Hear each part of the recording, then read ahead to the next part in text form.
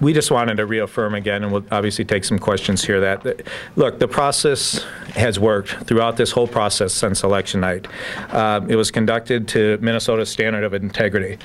We live in a state that around the country, election observers and other folks have a great sense that Minnesota's election system is one of the finest in the nation. We're not Louisiana. We have a wonderful election system that works. And the elections officials and county auditors are now finishing the third step in this process, which is the post-election reviews, which will be completed tomorrow. The votes have been tabulated on election night, retabulated once again through the county canvassing process, and once again retabulated for a third time through this post-election review process. This isn't just our assertion. I want to read a few quotes from election officials statewide. This is from Beltrami County Auditor K. Mack. They came out 100%. Every manual tally that we did came out the same as the machine. And if the number stands, it's a futile recount, Mack said. It appears an automatic recount will be directed, but the party who has not declared the winner will have the opportunity to decline a recount. Quite honestly, there's absolutely no way they'll make up enough difference. That's K. Mack, Beltrami County. If they go down the road, that pool is going to be a whole lot smaller and a lot more secure, said Dave Walls, the elections director in Stearns County. He added, the ones we rejected, I'm confident they're going to stay rejected. Joe Mansky, people were better at completely filling in the target this year. You may remember that 2 years ago we were seeing more marks that were not exactly what the voting system was looking for, more marks outside the target, and just from what we saw from today, we may be seeing a lot less of that this year. That may well be from people paying more attention to what was going on 2 years ago. And I think, frankly, the fact that everybody is a little more experienced at doing this, I think that means a lot in terms of seeing this all through in a calm and smooth fashion, said Joe Mansky, Ramsey County election official. Kevin Corbett in Washington County said, it's frankly something we'd rather not do after each of our major elections, but I feel like this time we are ready and the process is going a lot smoother. So about this process so far, as I mentioned, we're now finishing up step 3 of our comprehensive process for validating the election results. First, on election night, and this is important, on election night, each precinct conducted a reconciliation of the ballots. We have examples of these reports here, and they were approved by the county canvassing boards all over the state of Minnesota. Then we had the county canvassing process, which is now complete, which occurs after every election. Mark Dayton's margin after that process remained at 9,000 votes, nearly 9,000 votes. There has been a shift, as I mentioned before, of only 101 votes in this process, which is about a 0.00479% of total votes statewide. And so now we're in the final process, this post-election review process, where each county selects a handful of precincts to check the accuracy of the machines by conducting a hand recount. And once again, our election system in Minnesota, which we all take great pride in, received a clean bill of health. While there were some major or minor vote alterations that went both ways, as there always is, there was no major errors, and we know that since the canvassing and post-election reviews are now complete, that, again, our elections process is clean, fair, and working the right way. So what do they want? What do the Republicans want? They filed a lawsuit an hour ago. We're still looking into the details of that. And we'll take some questions on that in a moment. But we do know that it's virtually impossible for them to overcome this insurmountable lead. In recount standards, this margin is a mountain that's going to be very tough for Tom Emmer to climb. There has never in the history of the United States been a margin this large overturned by a recount. Now, I want to be very clear. We are very respectful of this process that by law will be triggered on November 23rd. We want that process to run its course. We want, at that point, once that process is over, for there to be a quick, speedy, and timely conclusion to this process. So Mark Dayton or Tom Emmer, whoever comes out of this recount with the largest margin, can get on with the business of preparing to lead this state. There are huge issues facing the state of Minnesota, and we can't delay this any longer than December 14th. They said they wanted a recount. We take Tom Emmer at his word that he wants to see this recount process run its course.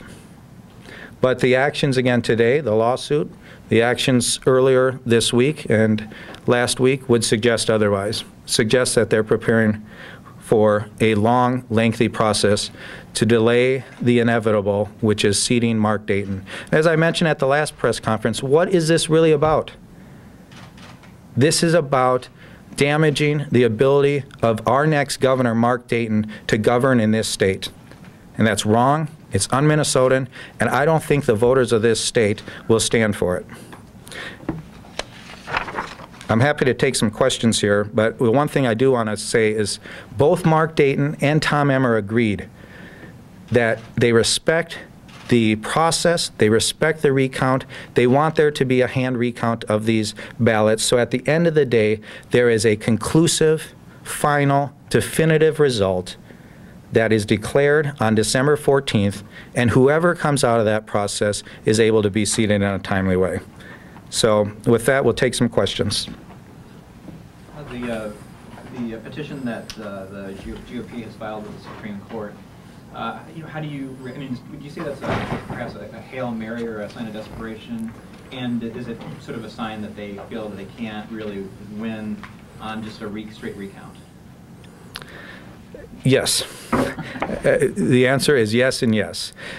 There are 6 days now until the state canvassing board meets. In the 11th hour, the Republican Party decides to introduce essentially a Hail Mary pass here to delay the process. That's going to occur. There's no way that the state Supreme Court is going to be able to meet and then order a reconciliation of ballots in all 87 counties on or before the 23rd of November, which is next Tuesday. And so what is this really about? There was a reconciliation of those ballots to the voter rolls that occurred on election night. There was a reconciliation that occurred through the county canvassing process.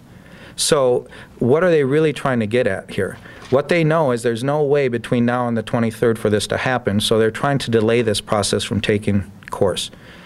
We know one thing. We respect this process. The timeline the Secretary of State and the county election officials in this state laid out was an appropriate timeline.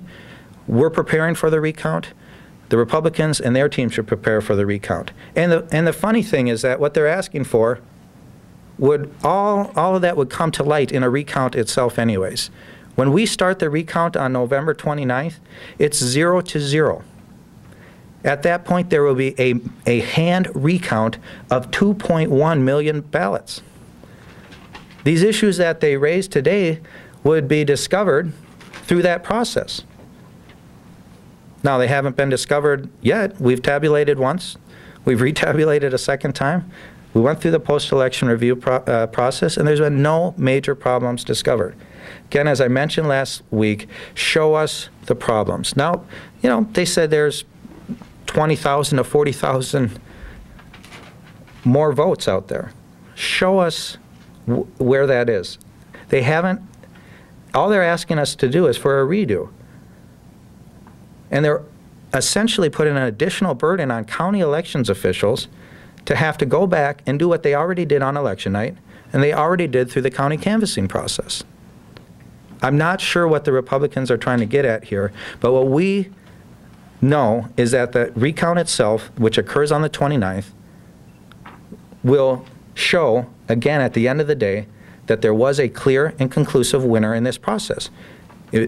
Whether it's Mark Dayton or Tom Emmer, the recount will show who won this election. So Ken, are you confident that can you say without any doubt that there wasn't any overvotes at all in any precinct? Well, I can tell you that we have great faith and trust in our elections officials in this state. That the error rate with optical scanning machines, the error rate in our election system in this state is very, very small.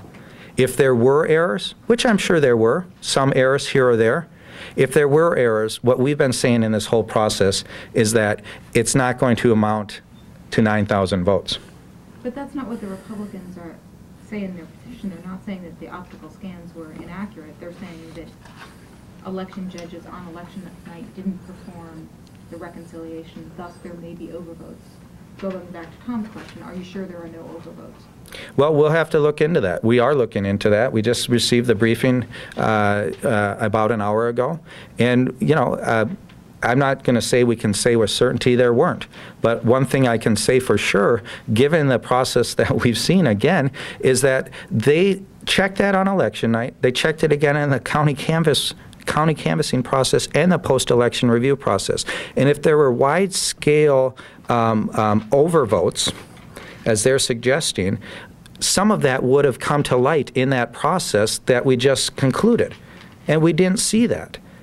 We have not seen that in this process. We have immense respect for the elections officials in this state. And it's unfortunate that Tom Emmer, the Republican Party, are calling these election officials out like this. These are folks who put in lots of hours, take their job serious, and at the end of the day, have a lot of integrity. And for Tom Emmer and the Republicans to call that into doubt is just plain wrong. Our election system has been proven to work time and time again. We're the model in the country, and for them to call that into aspersion at this point or to suggest that these elections officials somehow messed up is wrong. Now, there are always errors in elections. It's never going to be 100% perfect. But the margin of that error is not enough at this point to make up 9,000 votes. It just simply isn't. The math doesn't work here. What's the harm in delaying the canvassing board on the 23rd by a few days to satisfy the question about reconciliation? Well, is it a few days? That's a question I'd ask. You know, I'm not a legal expert. I don't know how long this process will take. The one thing I know, having talked to our lawyers, is there's no way between now and next Tuesday that they're going to be able to complete this process. So from my perspective, there is a harm in delaying the previously agreed to schedule that the Secretary of State laid out with both parties involved, and the Secretary of State laid out a very clear timeline to get this resolved in as quick and timely a manner as possible, to be as thorough and comprehensive and clean and transparent in that process. This schedule has I'm not sure why they would want to delay it. I know why they would probably want to delay it, but clearly there's something more going on here than just, you know, wanting to take an extra 2-3 days. And, you know, we're looking at the briefing. We'll look into it, and if we see something there, obviously we'll respond to it. But I guess the thing that concerns me most is we're heading into, after a very clean process where the election system received a clean bill of health, we're now heading into the 11th or 12th hour where the county or the state canvassing board is going to meet, and the Republican Party is now asking essentially to delay that process. We would like the state canvassing board to meet on the 23rd and do their business, which is to essentially tally the results from the county canvassing boards and the post-election reviews, and if necessary, declare that there's an automatic recount that needs to be triggered. I don't see any reason why you would delay that. Ken, do you know when your attorneys are going to respond to this and how yet? Well, they're busy looking at the briefing right now. We're going to go back to the office. As all of you know, we had a previously scheduled meeting at 3 o'clock here to talk to you about the post-election review process. So we'll go back, meet with Charlie and David and the rest of our team, and figure out exactly what it is from their legal perspective we need to do. But we want everyone to understand that, unfortunately, our perspective on this is that the Republicans are calling into doubt and casting aspersions on the basic integrity of our election system in this state. And that's fundamentally wrong. We disagree with that. We respect this process, and we want to see it continue without delay. Barring a court order telling the canvassing board what to do, is there anything in state law that informs the canvassing board on whether they can go ahead and declare a recount while this is lingering out there, this issue? I don't know the answer to that. That's something we're going to look at. And when do you think your attorneys will respond? I know you said that you're going to go back and meet on that. Is that yet today? Well, as soon as we have more information based on the briefing, we'll respond in kind. And probably, I would imagine, sometime tomorrow, but maybe yet today. So. And have the DFL election judges at all said anything about any election officials not reconciling this issue on election? Has anyone said this process that's supposed to happen by state law didn't happen? Has anyone told you that? We haven't seen that. The elections officials are supposed to reconcile the voter rolls with the votes cast on election night, then through the county canvassing process do the same thing. And our assumption is that that's what occurred. Obviously, the Republicans think otherwise, and they're asking for more information. That's their right. We respect their right to do that. We don't respect their right to delay the process that's been already set in stone during this. So if there's a way for this to happen without it interfering with the recount that's supposed to begin on the 29th, then we're fine with that. But we are concerned that this is really about trying to delay this recount from taking place. And both Tom Emmer and Mark Dayton have agreed that a hand recount of these ballots is what is needed to provide a clear, definitive, and conclusive result to this election. So, but again, what's the harm in delaying if it's a few days or even a few weeks? There, as long as it's not into January, what's the problem?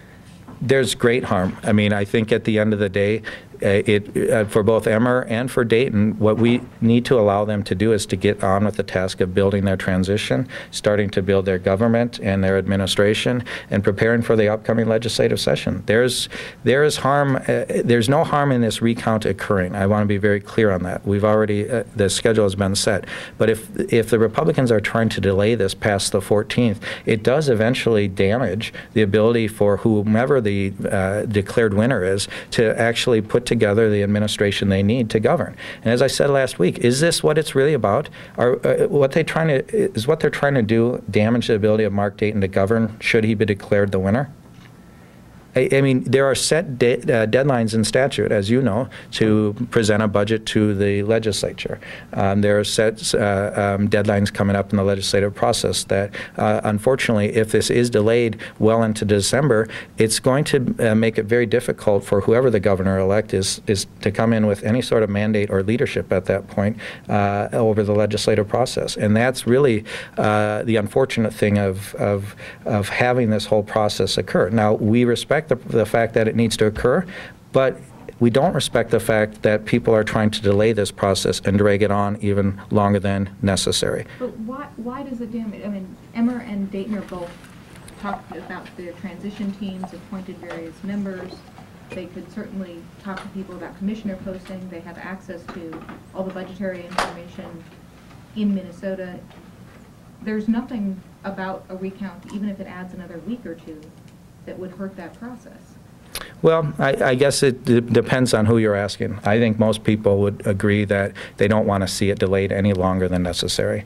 And Minnesotans would agree with that. The voters of the state would agree with that.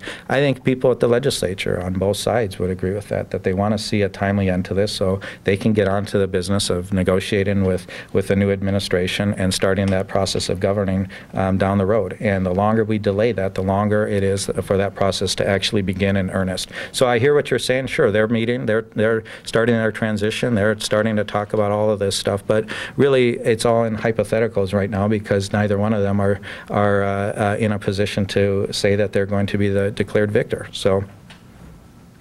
Just to clarify something, you said that did the Secretary of State set this schedule independent, or did he sit down with the campaigns to say? The Secretary of State set the schedule independent of the campaigns. He sat down with the campaigns on Friday, the Friday after the election, and reviewed the schedule with both sides. And both sides, obviously, not that it was up to us to set the schedule, but if there were any concerns or thoughts at that process, they had an opportunity to voice them. And both sides at that time thought that the schedule that was laid out was the correct timeline. So again, here we are after already having a chance to voice concern about the process and the timeline. We're now sitting at the 11th hour before the state canvassing board meets, and the Republicans file a complaint to essentially delay the process. Does the Dayton campaign have any issue with the reconciliation law itself that calls for removing votes from the total if the numbers don't match up, if there's overbalance? I don't have any comment on that. Again, I'm going to defer to our legal team on that, and we're obviously going to go back and look at the briefing, and we'll respond in kind at that point. I don't know enough about, at this point, I certainly know what you're referring to, but we still don't know enough about what the Republicans are suggesting here based on their filing to, comment further. But we will address that down the road. But it's your initial position that there aren't thousands of phantom votes as the Republicans are. We said this last week, we'll say it again. If there are problems with this election, show us where they're at. They have not been able to, in any serious way, show us the problems. Every problem that they suggested last week, whether it's the Hennepin County reporting error, machine malfunctions, everything they've mentioned has been dismissed by elections officials through this process. So now they try to introduce again at the 11th hour this idea to cast some doubt over this election that there are 20,000 phantom votes. That's just plain wrong. And if there are 20,000 votes, we would have seen that. We would have seen some of that come out during the county canvass or post-election review process. So where are these mysterious 20,000 votes that they're suggesting? I think it's a fair question to the Republicans. It's a fair question to their legal team. We will air this out in court, I'm sure, and there will be lots of discussion over this. But the fact of the matter is there aren't 20,000 or 40,000 extra votes. What this is an attempt to delay this process, and even if it's just by days, to damage the ability of the governor-elect, whomever that may be, to govern in the state of Minnesota. And that's just plain wrong. So has this become a war of press conferences without really affecting the vote at all? Well, I hope not. We wanted to come and give you a briefing here at 3 o'clock. We weren't obviously coming here to respond to a lawsuit that's filed. We think that, at the end of the day, the Republicans are grasping at straws and trying to delay this election and delay this recount from occurring. We'll respond in kind as necessary. We don't want to have a tit for tat. We've been very forthcoming with all of you here in this room, and at the end of the day, I'm sure we'll have more of these down the road. But it's not our intention to be fighting this fight in the court of public opinion, so to speak. The facts speak for themselves. We've been very clear with that. The facts speak for themselves. All you have to do is go back to what has happened in this three-step process. The facts are very clear. And the Republicans haven't been able to refute the facts as they stand. Instead, what they are doing is grasping at straws and making up numbers to try to, at the very end of this process, or the middle of this process, delay it. And again, show us the money. Show us the proof. And I just, we have great faith in this election system. It has worked to date, and we have faith that it will work in this recount. And again, this recount, we start 0 to 0. If the problems that they've identified really truly exist, and there's 20,000 to 40,000 overvotes, or in this case, the more votes than actually the folks that were listed on the voter rolls, if that does indeed exist, that will come out in the recount process itself. So, what's that? How? They don't, in a hand recount, they don't reconcile the voter rolls with the hand recounted ballots. That's not part of the process. I understand that, but through this county canvass process and the post-election review process, when that was part of the process, none of that came out. So if there are 20,000 extra votes, I'm assuming we'd see that at some point through the recount itself. If what they're trying to do, again, we respect their right to ask for information and to try to get all their questions answered here. But I guess my question is, why now? And if they're doing it now, 6 days before the state canvassing board meets. Can this actually occur before the state canvassing board meets, or does it in effect mean that this is going to delay the process? And that's our greatest concern. As Mark said to me earlier, and he said all along in this process, we respect Representative Emmer's right to have this process run its course. He has a right, the voters of Minnesota have a right to have a conclusive result that is shown through this process, through the recount. But once that is done and over with, the governor-elect needs to get on with their business. And any delay in this process at this point is essentially delaying the will of and the intent of the Minnesota voters. And that's wrong. So, any questions? Any more? Denise says wrap it up. All right. Thanks. Thank you.